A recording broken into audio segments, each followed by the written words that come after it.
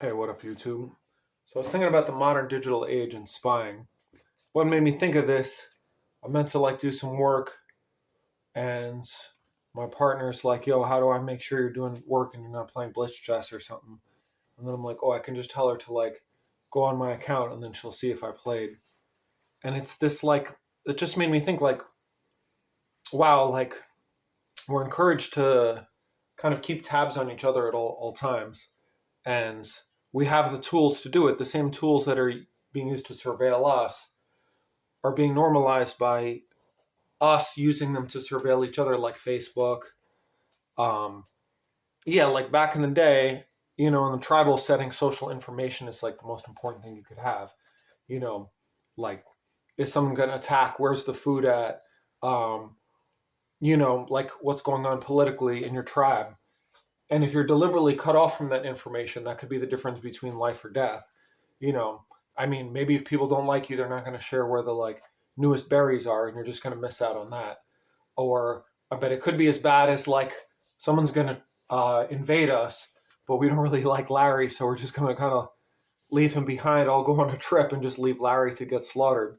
Um, yeah, I mean, it was a big deal, but now the promise of the internet, right? The promise of the internet is all the information's available, right? I was thinking this the other day when I was thinking about the children and kids and how they can just look up everything up online. Like I remember being by the swing set and kids being like, "This word means this," learning all the naughty words and whatnot, and just learning adult information by the swing set.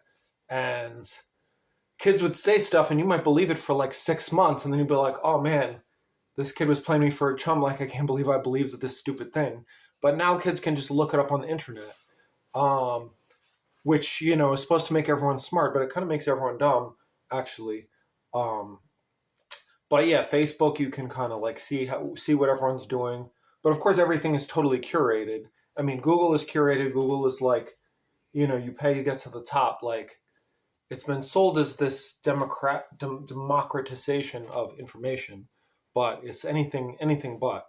I mean, it's very blatant and obvious in an authoritarian country where the internet is overtly censored. But I mean, pay to play, where if you get to the top, by paying to get to the top, or having the time, resources, money to game the system to get to the top, it's pretty much the same thing.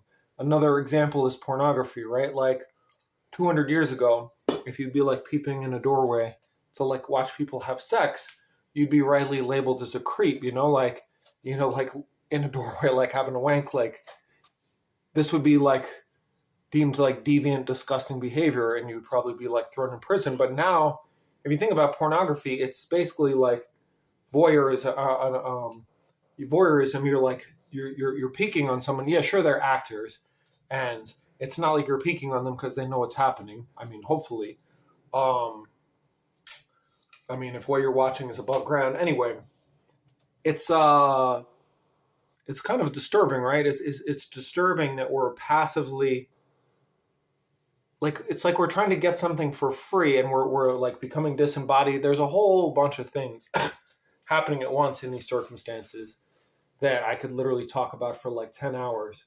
But the thing that I thought about just now is just we're outsourcing our surveillance in the same way we're outsourcing our knowledge of our neighborhood to sat nav, right? To GPS, as they say in the States.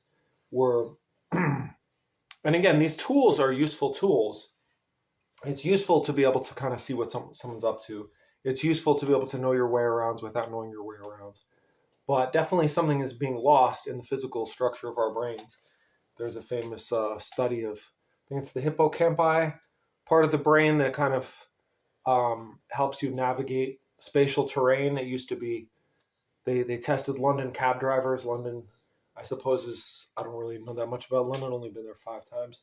But it's notoriously difficult. There's a lot of old roads, and I mean the city, unlike most American cities, I mean London's actually, I don't know how old London is, but I gotta assume it's at least a couple thousand years old, or at least 1,000 years old.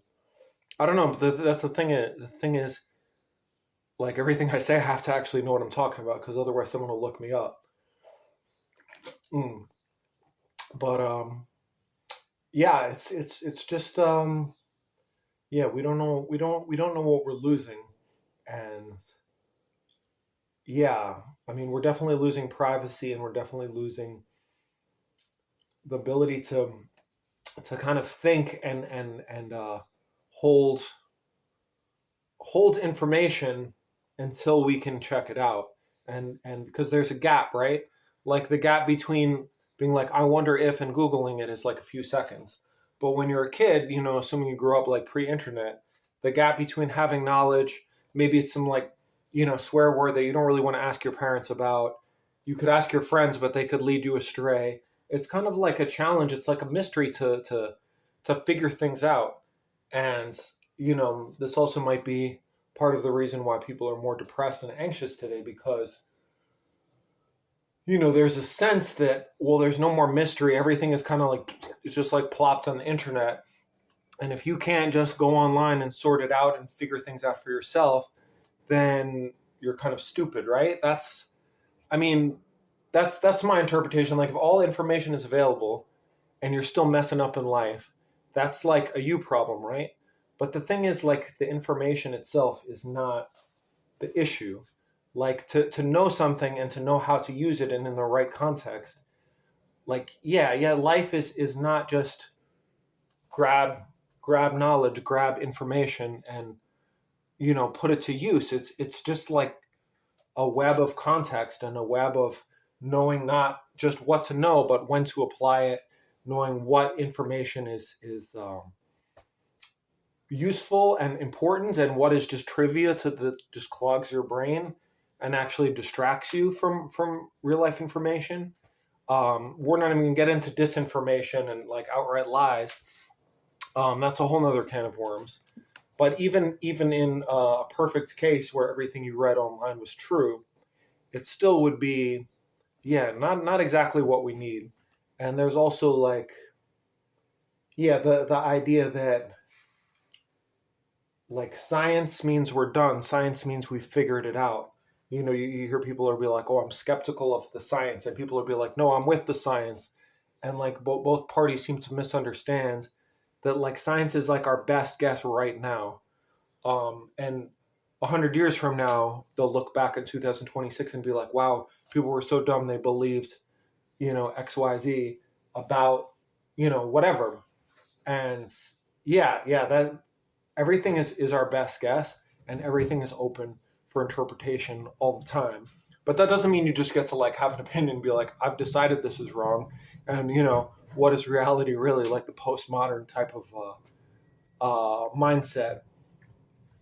Yeah, anyways, just some random thoughts. Thanks for watching.